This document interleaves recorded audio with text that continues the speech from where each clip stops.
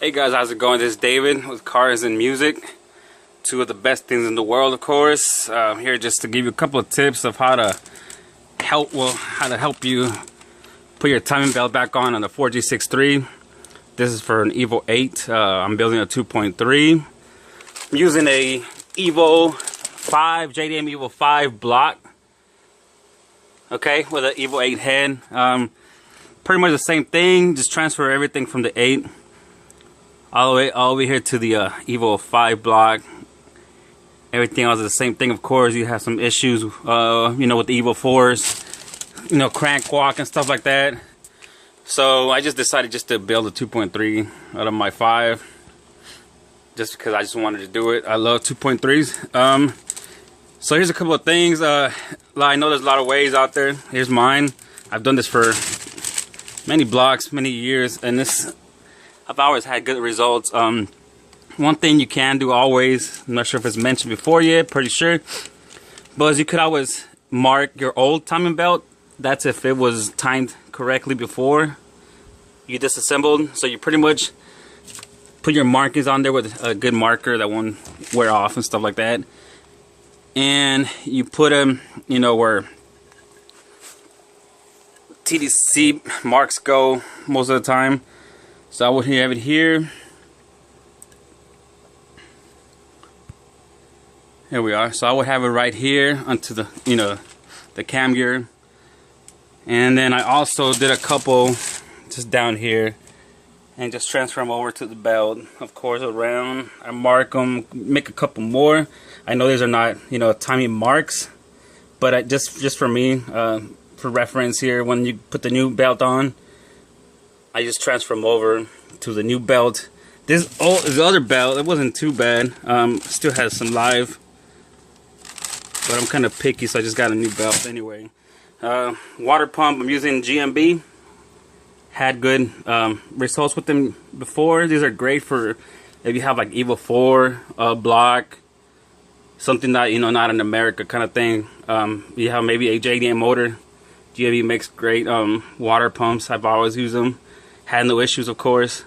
And then along with that, I always use EVO 8 water pipe, water neck, all that, thermostat housing from the EVO 8, and it'll transfer right over and it'll line up, no issues.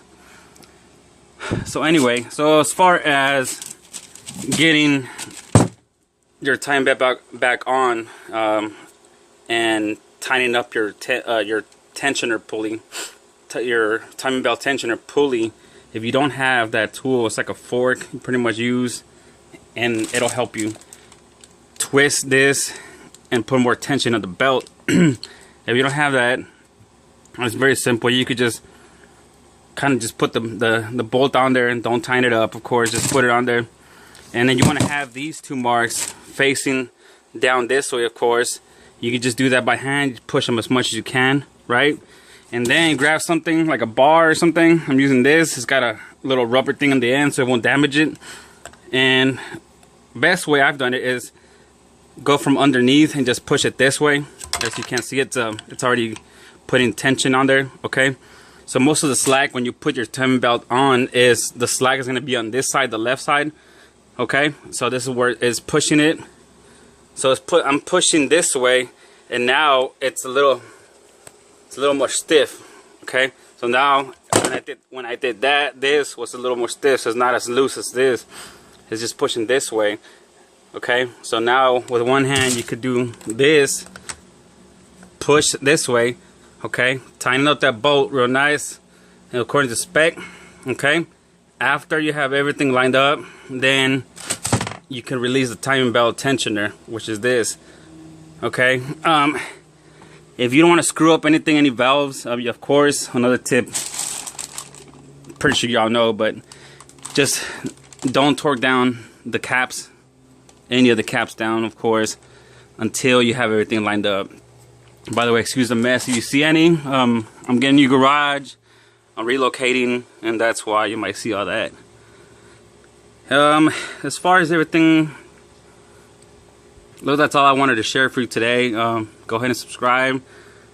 This channel is going to be mainly about just music, of course, and cars. Working on EVO. Right now I'm working on EVO A, next Mazda Speed.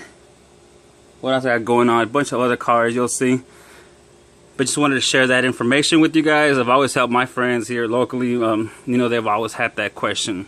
What's the best way to remove and, you know, get the timing belt back on? Not just on 46.3s, but on any other vehicle. I've done that on, you know, Audis and just other vehicles. But anyway, that's all I got for you guys today. I know it's a short video. I'll be making a bunch more just to see if I can help you guys out. Okay, any questions, comment below or just hit me up directly. Doesn't matter. Okay, all right, y'all have a good one. Thank you.